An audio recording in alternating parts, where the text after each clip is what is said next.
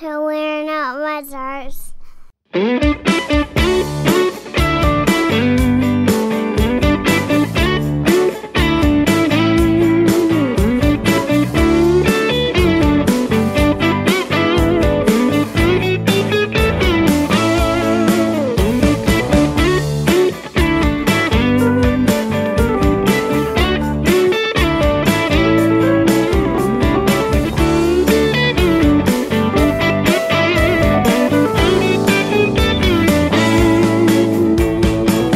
Welcome to another episode of We're Not Wizards. My name's Richard. I'll be your host for August. Okay?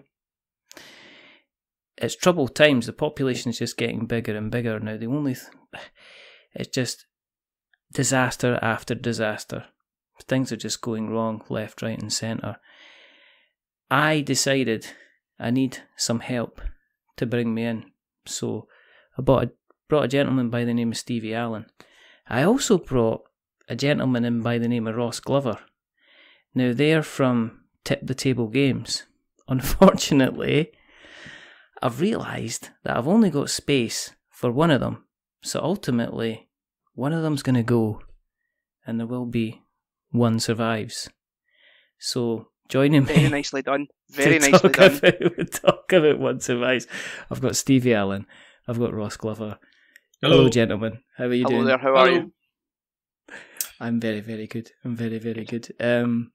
It's the best thing to do is obviously the sun is shining, the birds are singing, and rather than us both getting out there and actually mowing the lawn that we've been asked to do, we thought we would sit around and we would talk about some games, and we would actually talk about your game that is coming to Kickstarter imminently.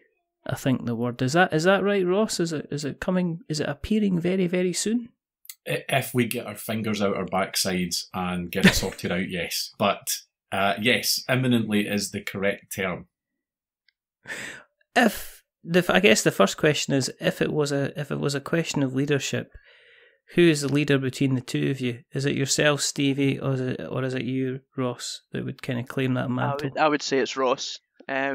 He's probably the more driven of the two of us. But you know, we take turns, I suppose. We take turns. Okay, that's good. Yeah, that's good. I would agree. My turn's a lot bigger than Stevie's. He's kind of rolling the dice while you're kind of doing the whole worker placement thing and kind of dealing the cards and getting the dip together and putting the kettle on and filling up the dishwasher and just making sure everything's kind of, I guess, kind of like hunky-dory. I suppose we better do the admin and we better say hello to everybody who's out there. Hello, thanks for listening. The reason that we do this is because there's still not enough podcasts that talk about tabletop. There is a good couple of us in Scotland now. We've got ourselves, we've got the fantastic Unlucky Frog, we've also got the wonderful Giant Brain podcast. But apart from that, nobody else, at all. And the other reason that we do this is because I've been speaking kind of on and off to Stevie for a while. Well, both of them through Twitter, on and off, watching kind of things kind of percolate like a fine coffee. And we got around to talking, and currently there is a copy of One Survives with Steve, who's our writer for the site. So he's away playing it, giving it a good couple of playthroughs before he puts together his words. So I'm not here forearmed or forewarned or nothing. So that's kind of a good situation to be in. But, I guess the first question to ask is, for yourselves, how did you guys kind of end up kind of working alongside each other, kind of becoming friends? Stevie, how did that kind of happen? So, well, Ross is actually my brother-in-law. So it wasn't through choice, but it's his sister's fault. Yeah, exactly. But it happened. It just so happens that we got on very well, which is a bonus. Ross and I probably we maybe played some video games together back in the day, but board gaming never really factored into how we when we were meeting each other or getting to know each other and all that sort of thing. It's something that's came along more recently, probably more so now that we've both got families, we use board games as a way of entertaining the families while we're away, that sort of thing. And it was just an idea that we had in that type of scenario when we were away as a family. So do you get to play quite often together as an extended family? Because one of the things I find is that there's two sides to my side of the hobby, which is there's the side of the hobby which is for kind of like where I bring out code names in Sunset Beach and the kind of love letter and stuff like that, and the family are quite happy, Escape from Atlantis and things like that. They're quite happy to sit down and play that. As soon as they see me go for something a bit more meatier and heavier, then everybody all of a sudden needs to go because they've left a casserole in the oven or something like that. So, have you two kind of ended up playing the heavier games together then, Ross? Is that how that's kind of panned out? No, not for me. And I've got to say, I'm almost that kind of charlatan in this space. So my gaming experience from board games is your kind of more mainstream family stuff. So it's the Cluedos, it's the it's Timeline, and it's that kind of stuff. And a lot of stuff Stephen was talking about there, kind of holiday games, and quite often we'll holiday together as well, and we end up playing a game of cards, a card-based game. And for me, that was quite important in terms of what we were designing. I didn't really want it to be a heavy game that you would spend an awful lot of time on and an awful lot of setup time on. I bought Pandemic, and I set it up with my daughter and my son. And I know that's not a super heavy one, but by the time we'd set it up, they went, "You know what, Dad, I don't want to play this." Yeah. And it's one of the best games out there, but that whole setup piece and the time that they invested in it, they're just not of that age to really kind of want that. So it was quite important that we were designing something that was easy to pick up, easy to play, and didn't really need that investment of time. Did you put the brakes on a few of the ideas for the game then as you were developing it? Was Stevie kind of like, now if we can just do a bit of worker placement here, and then this will be deck number 5, this will be deck number 7, we'll get the expansions in here as well, and you're like, Stephen knows the conversation. So from the very, very outset, we were actually sat in a hotel when we started designing this, and we were looking at the card games that we had with us, and that was Timeline and Uno, and I'm kind of going, it needs to be a card game so you can take it with us. And Stevie was saying, but if we could have hit points, and you could have some counters, and every time you get attacked, then you could maybe have a sheet of paper that had different attributes on it and scores, and one could have strength and one could have more health, and that's kind of, and it's like, hold on a wee minute, it's a card game we're trying to build, not a board game, a full-on board game. So we absolutely had those conversations. Yeah, I think you did kind of rein me in a little bit on that. I'm a big fan of like small form factor games. The Mint Tin games, Justin Blaskey's Mint Tin games that have been on Kickstarter are like right in my wheelhouse, because it crams so much in to a small space that you can chuck in a bag. And when Ross and I started sort of talking about this, I also like the tangible feeling of components in your hand, but it was absolutely right that when we started to kind of work through the different scenarios and talk about the mechanics that we wanted to employ, they were totally superfluous. Yes, sometimes these things can add to the experience, but they weren't needed, and in some cases they can kind of distract you from what the main focus of the experience should be. So Ross was bang on when he said, let's keep it tightly to the cards and focus our attention on that. I think that's the first time you've said that, Stevie. Yeah, absolutely. I'm quite emotional. I tend not to back down, but I did on this one. I'm kind of like doing the kinder, nicer version of Jeremy Kyle here, where you kind of all sit about. There's something quite therapeutic about this.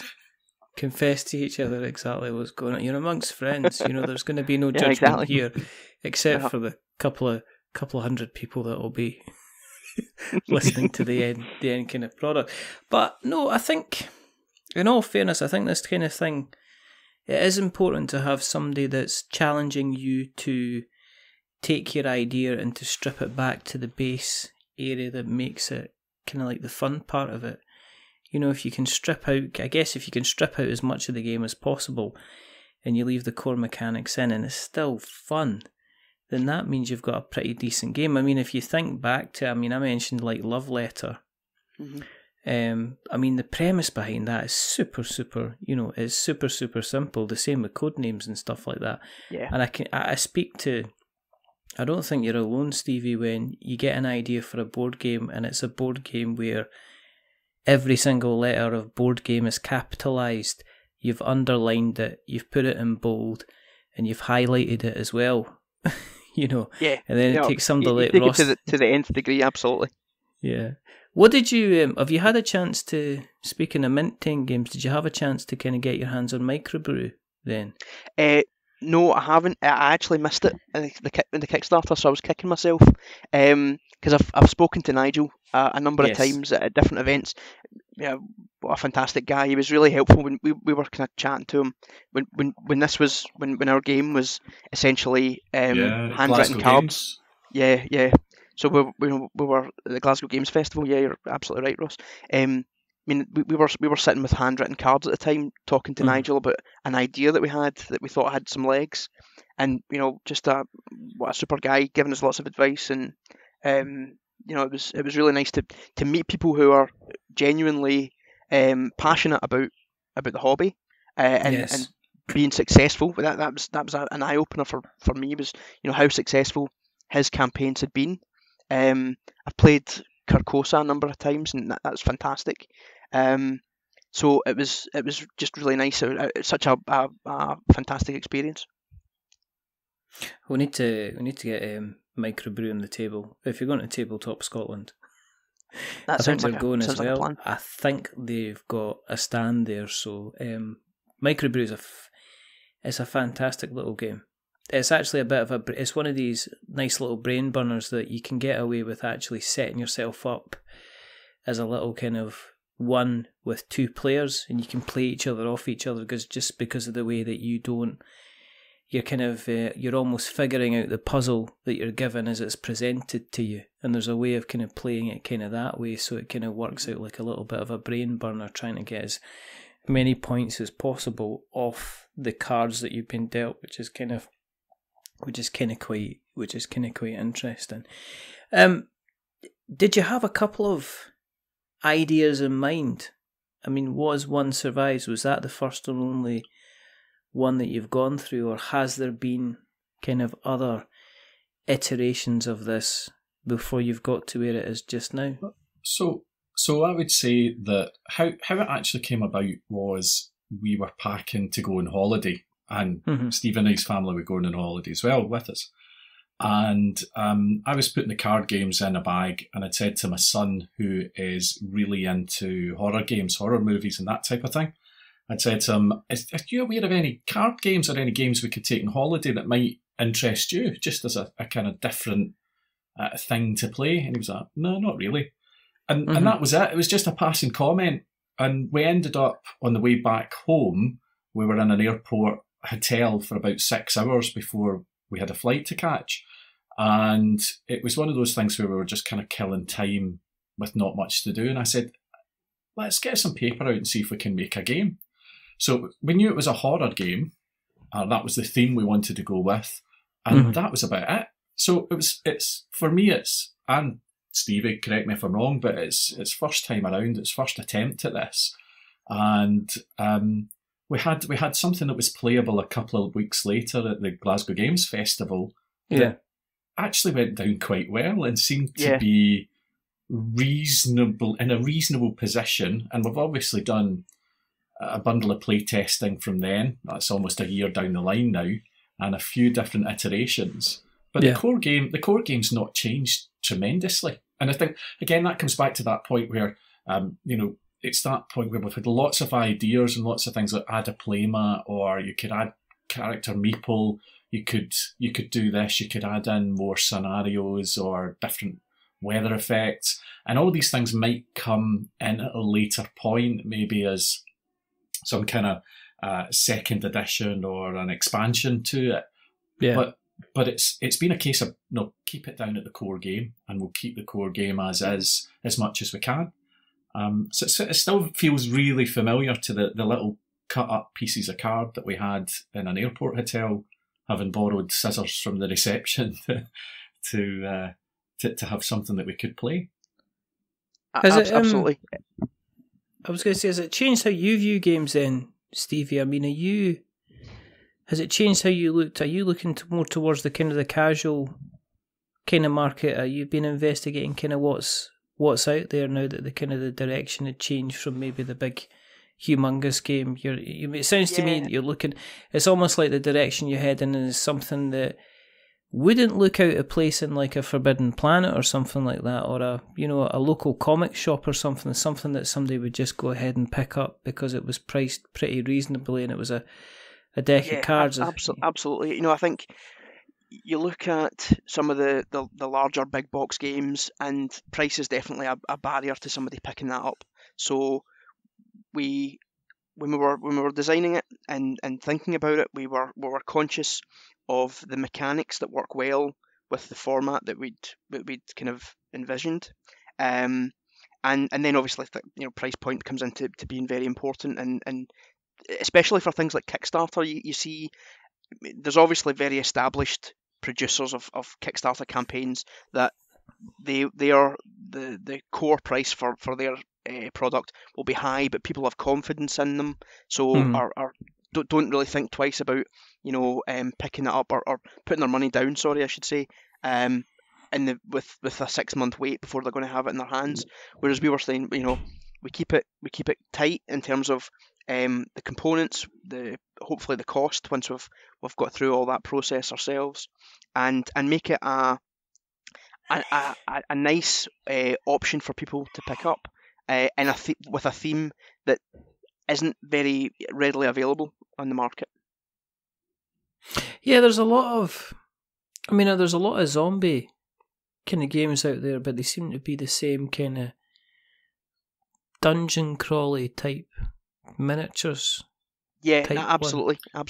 And who doesn't love a zombie game? There was a time where you couldn't turn for seeing a zombie game, but what I like about our game is the mechanics of it are simple. It's essentially a set collection game with a take that mechanic as well, for good measure to add a bit of sort of house that type gameplay in a 80s horror slasher setting that we haven't seen, and it just felt like a nice combination of easy to learn, loads of strategy in there once you actually look beneath the hood, with a theme that some people really like and kind of gravitate towards.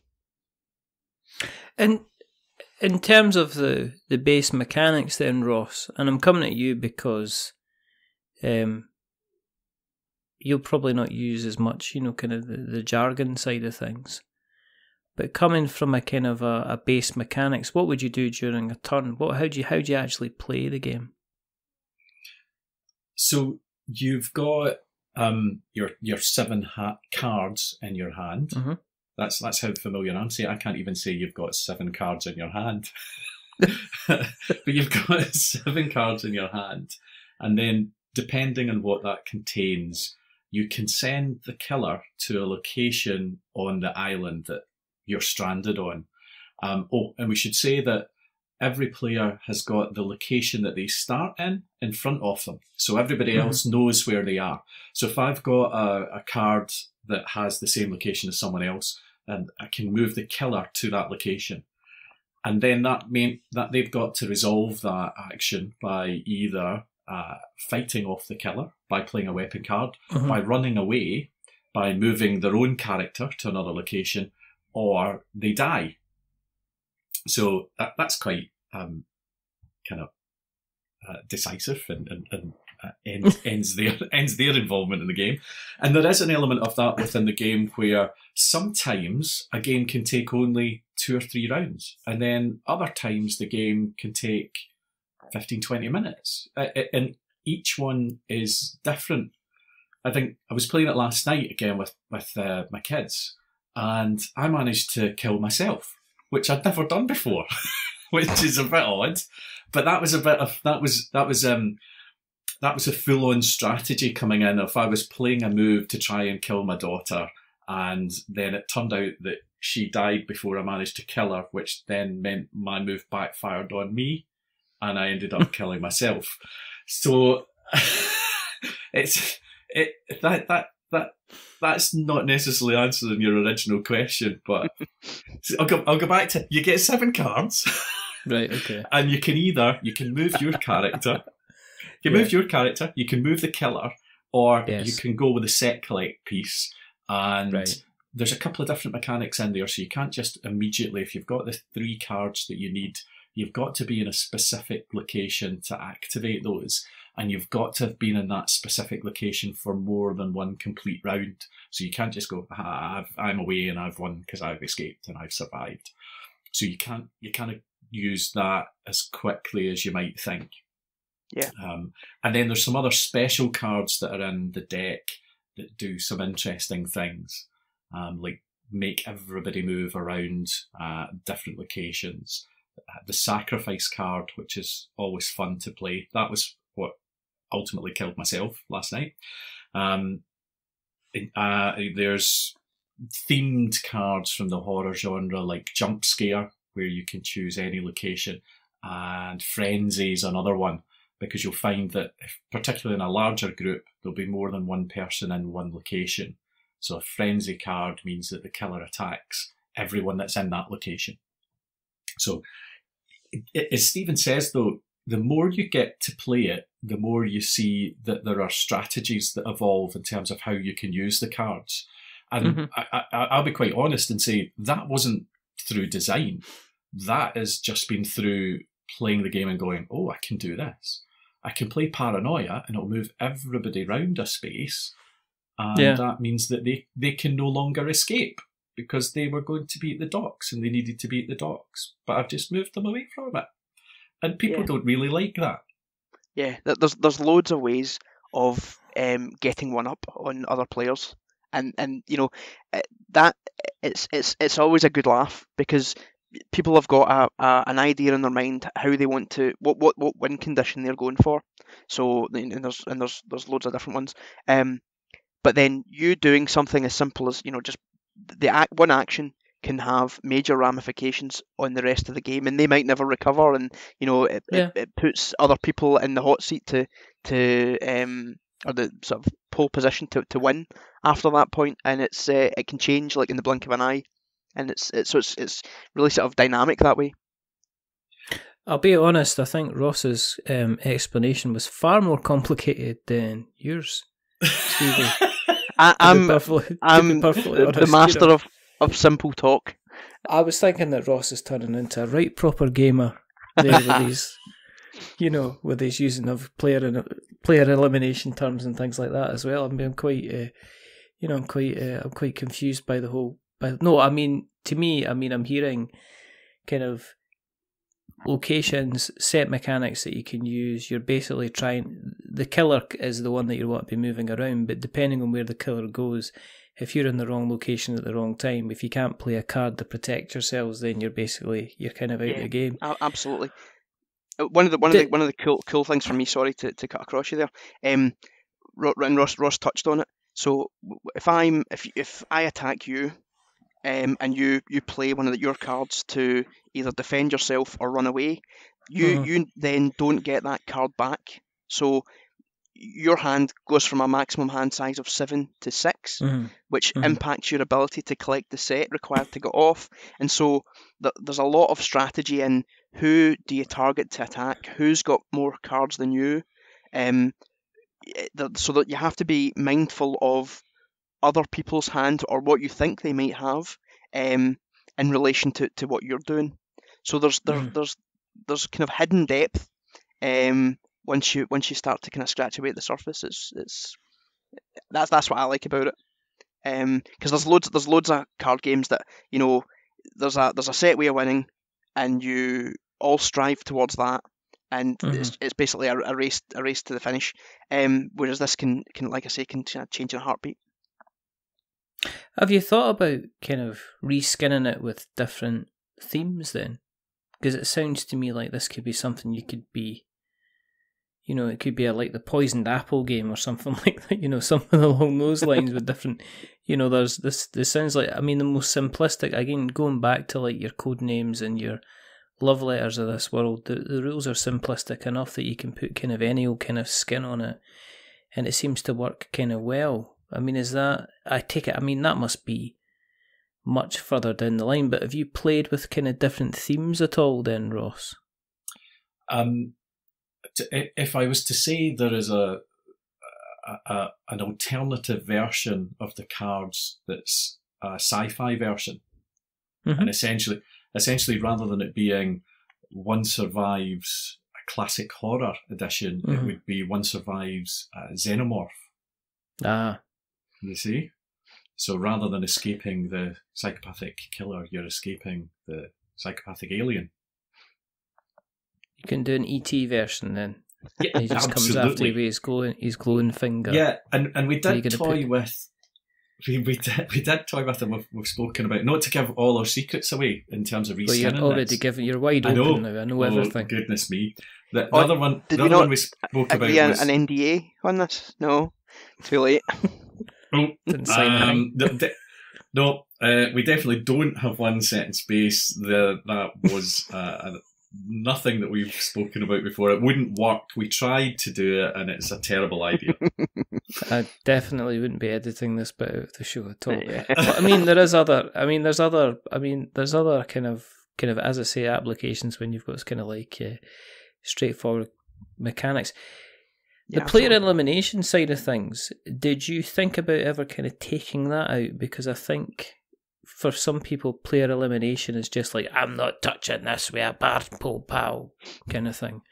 We've actually heard that. we have almost verbatim. So what I think kind of mitigates that is that the game itself lasts, 10 minutes to 20 minutes. So it's not so long that someone's sitting out that they're going to get bored and wander off. It's so even if you are the first person out, you're not going to be sitting about too long. But what I really quite like about it is that I kind of see the game as it's like a kind of storytelling, a chance to do a bit of storytelling. So as you play a card that sends the killer to a specific location, you can kind of embellish it and make it a bit more theatrical. And so the killer creeps from the undergrowth and attempts to grab you and things along those lines. So you can kind of spin it out a little bit and add a bit of your own sort of flavour and twist to it, as opposed to just throwing a card down on the table and saying deal with that. There's loads of options of making it a really engaging experience and getting other people involved and once you start to really kind of see somebody pulling ahead and you start to target them and everybody's kind of focus shifts, it does sort of keep everybody's attention. What did you do about your art then? I mean, did you get that locally, or did you kind of chuck an offer out there and see what kind of people came out with? Because I must admit, the art itself is stunning looking, to be perfectly honest. I really love this. It's kind of a mixture of realistically but also slight kind of impressionist kind of shapes where you're using an awful lot of solid colour, which I kind of like. It's kind of like I mean, is that somebody that that's doing the art, or did you get that farmed out from somewhere else?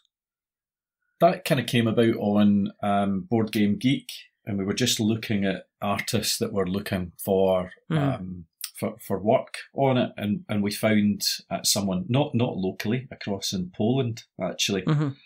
And at the moment we've got a decision to make on this too, in terms of how we take it forward, because if there's been a difficulty in terms of progressing this further forward and in terms of the game and the artwork, we have reached a point where we're talking to this particular artist and costs have escalated more than were originally discussed. So we need to make a decision as to, because we love this artwork too. We think it's really, really good. It fits with the theme. And we need to make a decision in terms of what does our Kickstarter look like in terms of pricing and how we go about it. And it's it's probably the biggest challenge we've faced in terms of, looking at pulling the game together. It came to, I hate to say it, in terms of the whole design piece, it was quite intuitive and we got quite far quite quickly.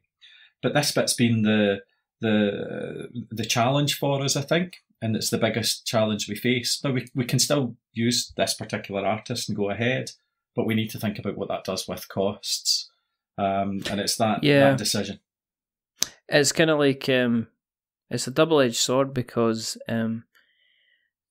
Kickstarter itself is a very, very visual type medium.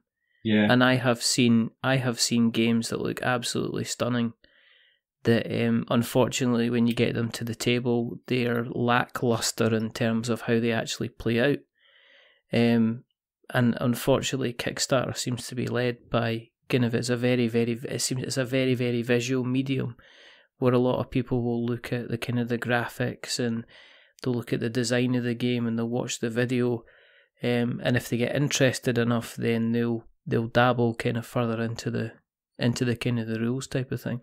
So I mean, it's a difficult one, because especially if you're looking at a low funding goal. I mean, if you're look at it this way, if you're looking at a funding goal of say 25-30 grand, there's a chance you've got miniatures in there, which means yes, you'll be spending for the art, but the art will be a certain percentage.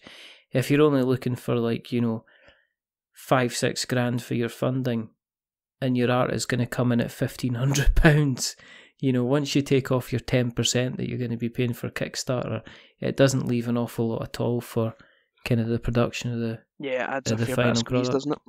Yeah, absolutely. I mean, what we're looking at is, if we were, and I know this is a kind of, it's that deciding point in the artwork piece, but if it was a case of looking at an alternative artist, we're looking at this style.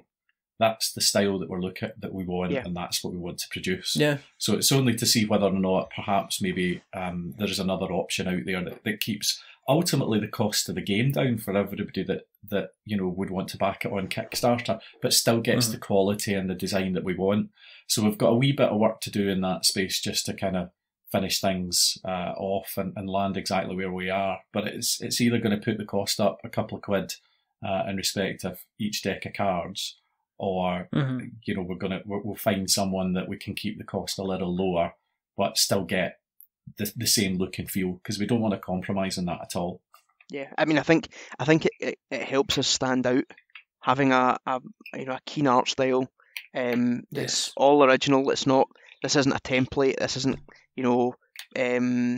stock images that's been pulled together. This is somebody's taking the time to digitally produce hand-drawn, stylish art, and there's obviously there's the cost implications for that, but I think it's quite striking when you see it, and and there was a real kind of eye-opener moment when we got the first set of cards printed and the artwork was in our hand. It was like, this is just fantastic.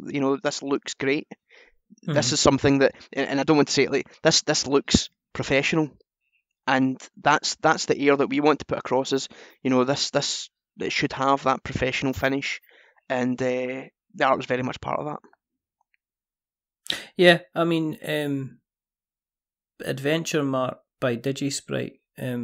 I was lucky enough to get a hold of a prototype which only had 20 to 25% of the actual artwork, and it was in this kind of cutesy kind of almost like a kind of an anime type, almost Super Nintendo type style, but it was enough at the time for them to be signed by Hub Games.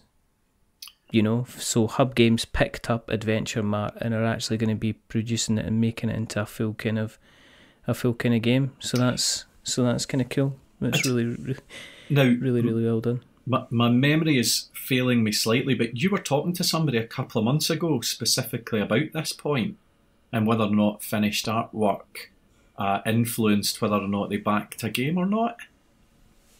Yes, it was. I think it was maybe Henry. It was. Yep. Henry So, because he was in the glorious position where he came on the show because I asked him, and because he says he was a fan of the show, and there's nothing better to stroke my own ego than actually have somebody that listens to the show kind of coming on, and you know, I was just basking in the adulation. But the more important thing was, this was somebody who backs games, who looks at Kickstarter campaigns, makes the decision whether or not they're going to back a game or not. So to me, it was important to kind of be asking the questions and saying, well, what is it you look like? What is it you look at? And one of the questions was, you know, if you see a game where, as I say, when Kickstarter started off kind of not started off, but when it was at its beginning before the great ascendancy, and we were getting kind of £3 and £4 million campaigns coming out there, a lot of times you would see a game to say, right, here's 5 of the 50 pieces of art that we need, kind of thing, and here's 5 of the 50 pieces of art that we need. You know, you're going to fund us, kind of help pay for the rest of the art, kind of thing. And I was my question to Henry at the time was, if you saw a campaign that didn't have all this art, would that kind of affect you? And I think there's a bit of an expectation. I think the backer crowd has changed, and I think there's now a bit of an expectation for there to be a lot more of a finished product on display, and you're essentially paying for the game to be made as opposed to be the game to be developed, kind of thing. Yeah. And I think, I don't know if you guys followed the Dark Souls campaign at all.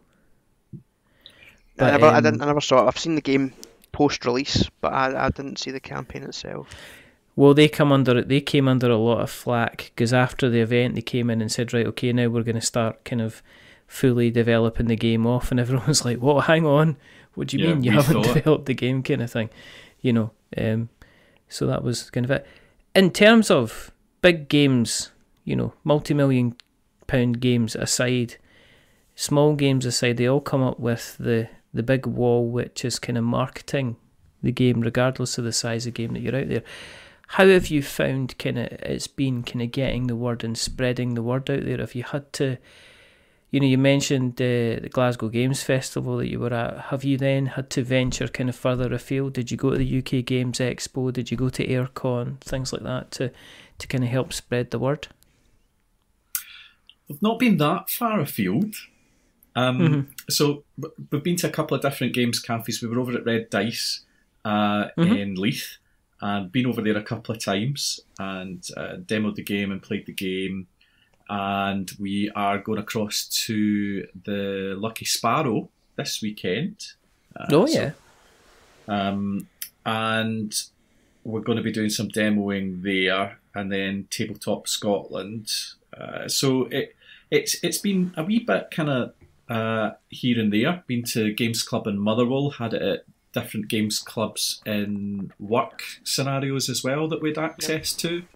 So we're doing kind of various stuff, but not to any of the big expos or big events. So yeah, it's one of these ones which is you never know until you get to the point of actually putting it out there and whether or not you've got that sufficient audience. So what is the sufficient audience? So, you know, what numbers do you need to have a certain number of Twitter followers before you go? Or, you know, you kind of hit the Kickstarter. Do you need to have a certain number of Instagram? And is it across the whole board? Do you add them together? How do you compare who are unique? And it starts to become a bit, well, at what point do we? And actually, is there a point where we just need to progress this and get it to a point where we put it onto Kickstarter and see if it actually takes flight? And if it doesn't take flight, then we can bring it all back down to, where we are, work out what we need to do better, and do it again if needs be. Yeah. I mean, it's kind of like the guys we've been talking to, the Wreck and Ruin and Blood for Roses, in terms of number of times they've been to Kickstarter and how many, what they've learned in the whole process. And there's an element of that certainly for me too, which is, this is a new experience, but it's really good fun. I'm really enjoying it. And I just want to kind of work through this a little further and see what the next stage is too. We're really keen to get the game in its current form, with a percentage of its art in place, into the hands of people who can play it, give us feedback, critique it essentially, but then allow us to use box quotes that they can give us to hopefully boost the actual content that's going to go on our campaign page on Kickstarter. People like yourself, the folks over at Unlucky Frog, just people who already have a following, and if we can kind of tap into that a little bit, then hopefully we can gather some pace behind it. I think it's still difficult to throw the hat into the air and know which side it's going to land up kind of nonsense. Do you know what I mean? I think it's just one of these things. It's impossible. I've said this quite recently. I can't look at a campaign anymore and know. Looking at Kickstarter alone, it's very difficult to tell whether or not a campaign's going to fund. Yeah. And I don't think that is down to. I think it's almost down a case of down to interactions. It's almost like for any project that you undertake, you almost like need a champion. You need somebody who's quite willing to grab it and run with it for you and always kind of be away. And I've seen campaigns that have, for whatever reason, not funded the first time. And, like you said, you mentioned, Ross mentioned Mark, Wreck and Ruin, and Justin at Gladiatores. Both had to turn around again, but I am seeing more and more campaigns having to run second attempts at Kickstarter, and I don't think that's a bad thing anymore. I think it's almost a case of it allows people to build up almost like a pot of funding for people to come back, and I think you almost turn from like a marketing thing into a relationship management situation, where you're then going back to these people who have backed but maybe saw you not fund, going back and saying, right, stick with us, this is the reasons you should stick with us, this is the reasons where you should kind of maybe tell your kind of your friends. What about the business side of things then, Ross? I mean, have you been learning about logistics and production, and are you going like, why did I even bother with this? I'm having to learn so many things. Yeah, I mean, there's an awful lot of stuff out there that you pick up and you don't necessarily think of straight away. Barcodes, CE marks. Yes. Since we're at the moment, we're still in Europe, and hopefully we would supply to Europe. That's the plan. And then there's all the services that will do all the kind of distribution for you, but weighing up the costs against, well, what volumes are we talking about, and at what point does it mean that actually packing things in the house yourself becomes less feasible, and actually you do need to pay somebody. So there's lots of stuff around about that. And even in terms of the production of the cards and the game itself, that's been an interesting experience. And Steve and I have both been working on that in terms of getting quotes in from different companies, whether or not looking at sort of China manufacture or Ludo across Europe. And at the moment we're working with and talking to a UK company, which from that perspective, the benefits we've got there are it's a really quick turnaround. Yes. So, essentially we can order quite a large number of decks if we fund, and the decks can be produced within and with us within a couple of weeks. Quite literally, not 3 months, and you don't have that manufacturing risk of producing overseas and getting them back in a reasonable timescale and all that kind of thing. So it is something that we looked at, and we like the UK. The cost isn't considerably more, or it's literally marginally more than we were looking at if it was a Chinese production, but much quicker. Yeah. So from that perspective, absolutely learning lots and lots about how to pull this together, and that side of things I'm not particularly worried about. I'm more than quite confident. I'm very confident that if we hit funding, that we've got what we need in place to get this out within that kind of 3-month period. But that 3-month period, at the moment, in our kind of plan, would be that conclusion of artwork, not the production of the cards. So you've got that balance in that way up of that. Where's your risk? Do you think that the risk is greater in completing the artwork, but the game in itself is completely 100% ready to go, and you've got local manufacturing that can do that really quickly?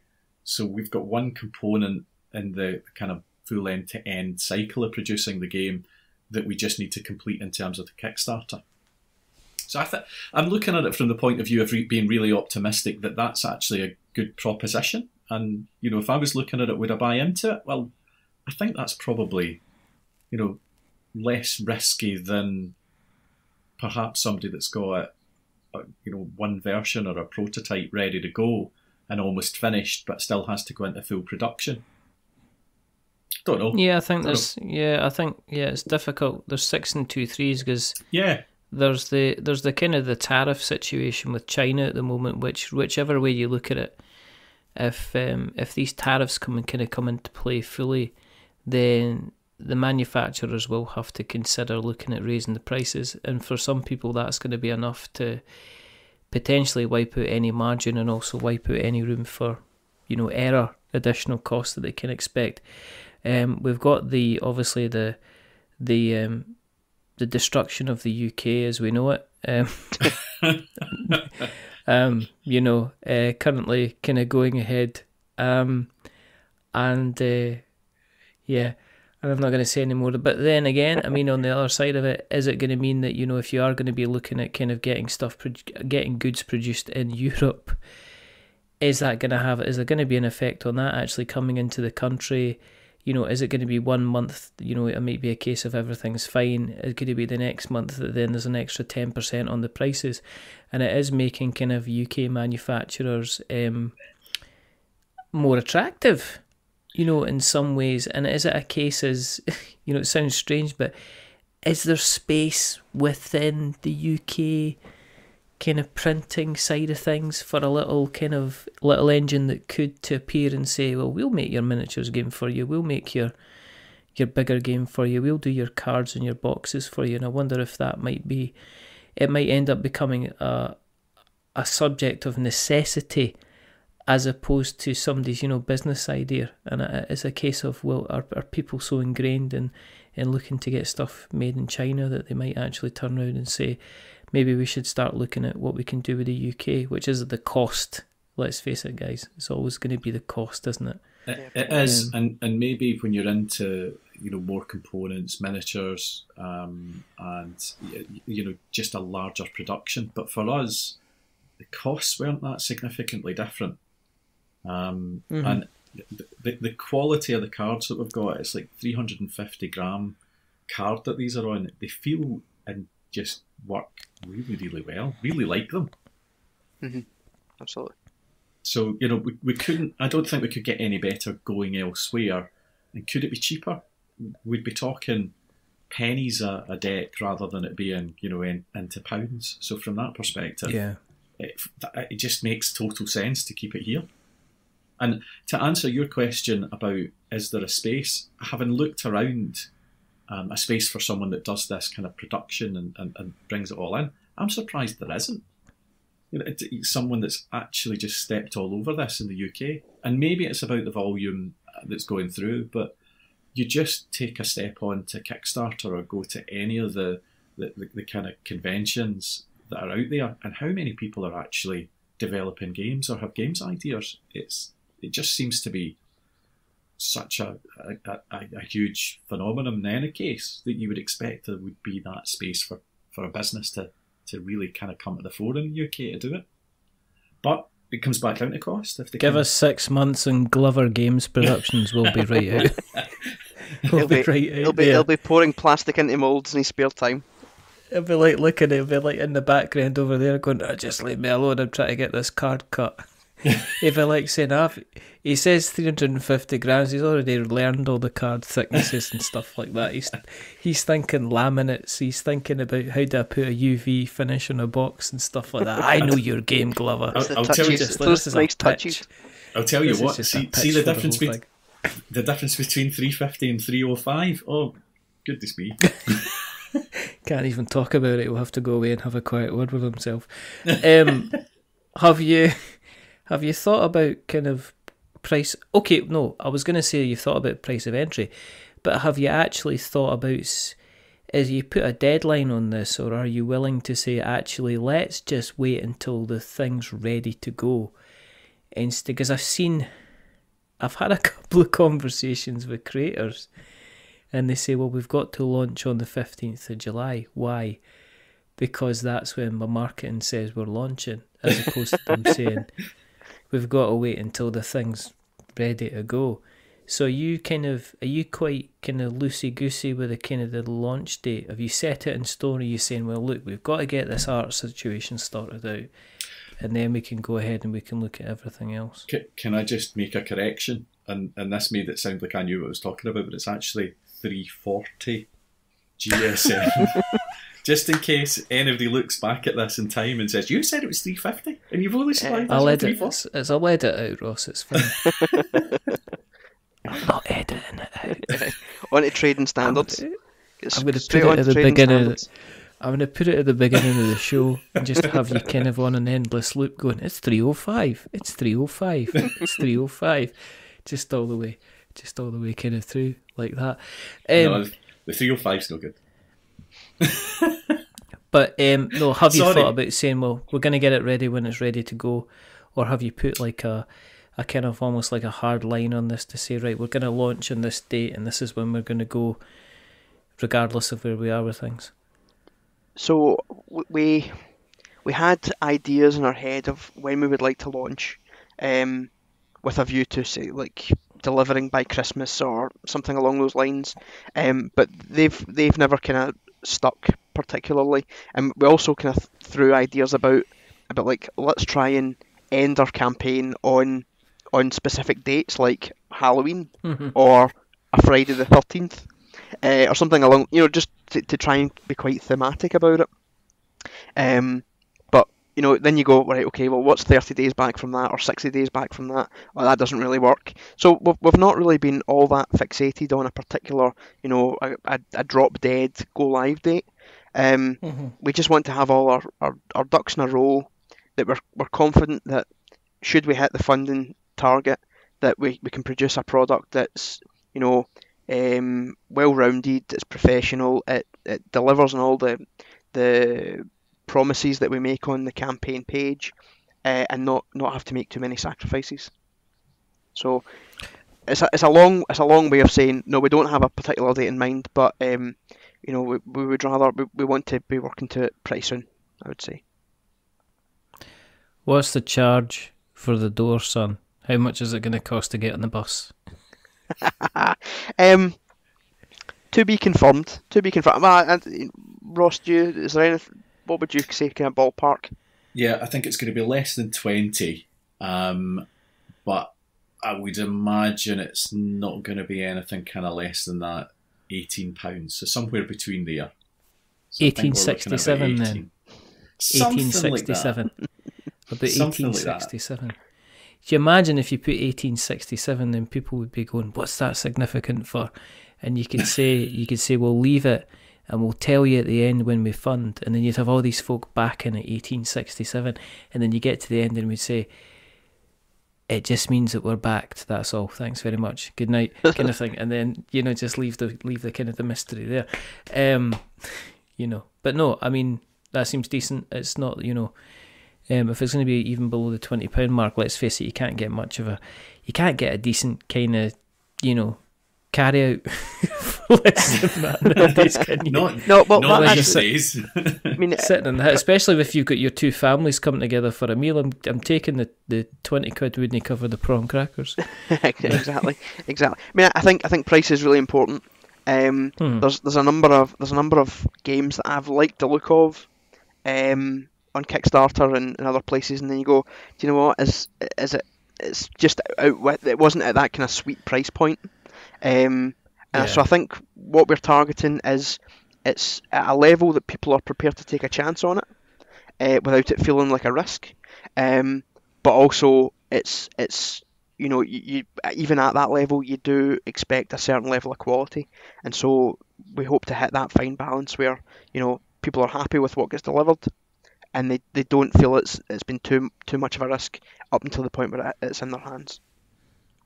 Awesome. Yeah, absolutely. And I'm going to go back to the earlier question as well, and just to kind of reiterate that point in terms of ducks in a row that you'd mentioned, Stevie. For us, it'd be good to move forward with it, but we don't want to do that at the expense of moving to Kickstarter when we're still kind of going, and then what do? We don't want to be working it out during Kickstarter.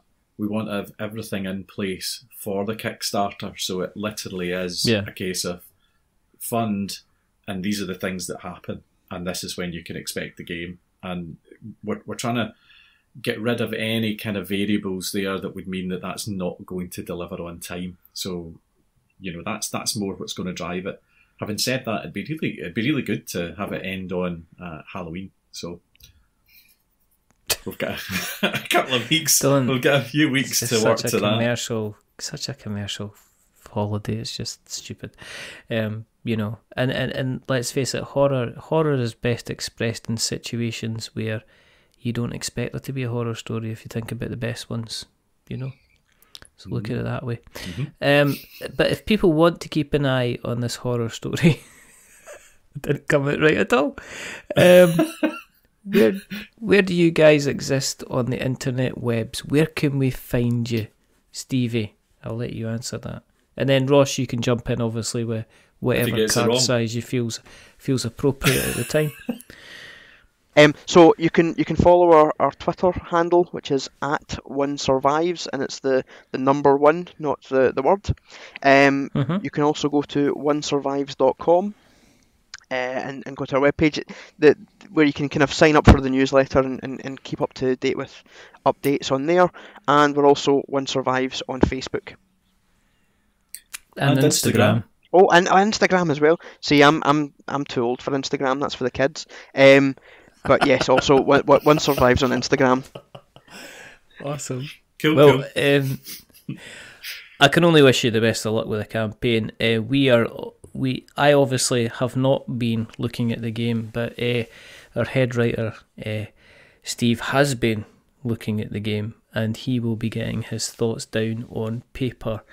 Well, not paper. He's not going to write it on a bit of paper. He's going to type it on a computer, then he's going to put it on the blog. So he's going to get his thoughts down on a screen. You're assuming he's survived. We'll see. Yeah, absolutely. And if you want to keep an eye, if you want to read that when it comes out, just jump onto we'renotwizards.blogspot.com. If you want to keep an eye on what we're up to in different places with our worn out faces, you can go on Twitter and find us on We're Not Wizards. On Facebook is We're Not Wizards. On Instagram, because we're down with the cuds, it's We're Not Wizards. You can find us on our normal website, which is we'renotwizards.com, and if you like YouTube, it's We're Not Wizards Tabletop Podcast. If you find us, you'll find us. Don't expect anything wonderful. It's just videos of me looking like a fool. If you like what you've listened to tonight, then please jump onto your podcast catcher of choice, and if you can drop us a rating, that's cool. If you can drop us a subscription, that's even better. If you have liked what you've listened to tonight even more, tell somebody about it. We spread like smallpox, but we're not deadly. We're just a bit cuddly. Or you can jump onto Apple Podcasts and, as I say, give us a rating or give us a review. And as normal, if you are going to give us a rating or a review, don't give us 10 stars. because it makes us big-headed. But don't give us 1 star, because it makes us cry. Give us something in the middle, like a 5, because it's average. And we're just a little bit average. But the people who have not been average is rather wonderful, rather fantastic. Stevie and Ross. Thank you very much. No, thank you. You very, very much for coming on. There's only a couple more things to do. The first thing is to remember that we are many things, but we're not wizards. Are we wizards, Stevie? I've been called many, many things, but that's not one of them. Absolutely brilliant. Ross, are you a wizard? No magic here. Fantastic.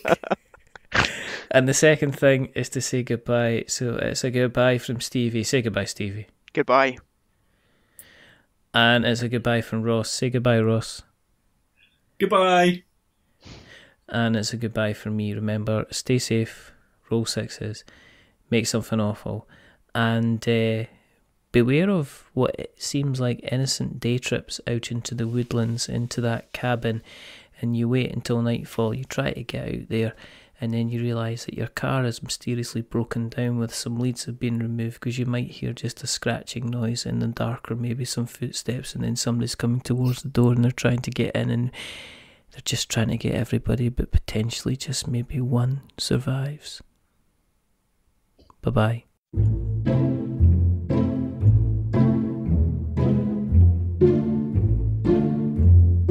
A wizard is never late.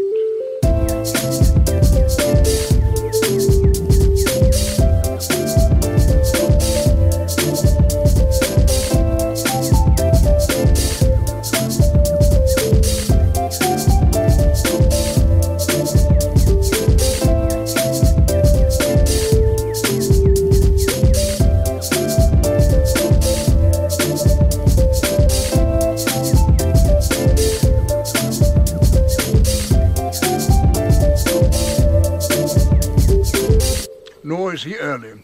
He arrives precisely when he means to.